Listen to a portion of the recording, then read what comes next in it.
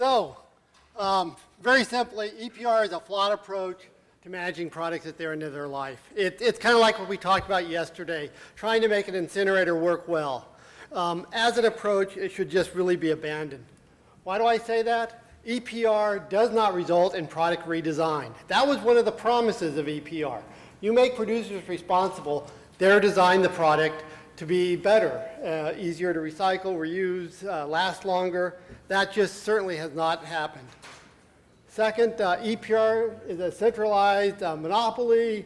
It crushes your local solutions. That poor guy here yesterday that was doing the mattresses in Vancouver, as soon as they pass an EPR bill, make the mattress manufacturers responsible for the mattresses, he's going to be out of business.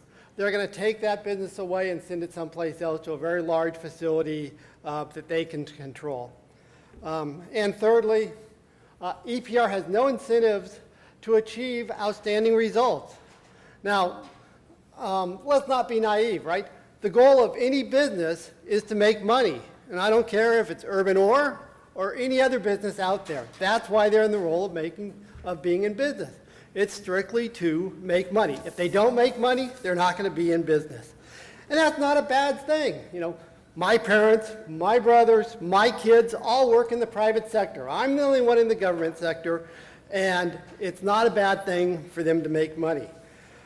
The problem we get into with EPR is you're asking people to spend money on things that aren't going to make them money. There's no transparency. There's no incentive to do a good job. Basically, to stay competitive, they have to do as little as possible that they won't get in trouble with whoever that may be watching them. So what's the alternative? Product stewardship is the alternative. That means we all share responsibility. For example, government must mandate standards. Ever heard of the Clean Water Act, Clean Air Act? The only way we can get producers to respond is if we make a level playing field. You know, let's all hold up our cell phones, right? These aren't made in Canada or the United States because our workers can't make as good a cell phone as the Chinese workers. Whoa, that's not right.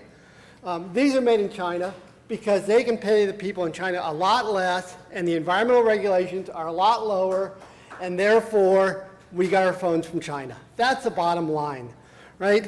Anybody that thinks otherwise is kidding themselves. If you tried to make this phone in Canada or the United States, it wouldn't be price competitive, you wouldn't be able to sell it, you would be out of business. That's the reality of the business world.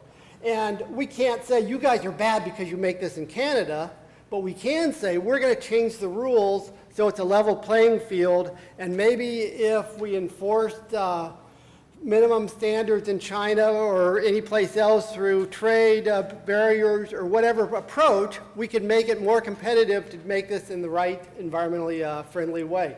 Or if we required maybe an exchangeable battery, lots of different things we could do. Second, retailers have to play a role. When you talk about a Walmart that has 10% of the retail sales, they dictate to the producers how that product's going to be made. It's going to be responsible to have standards on them also. Any retail that sells a product needs to be able to take it back. There also needs to be other places taking the materials back.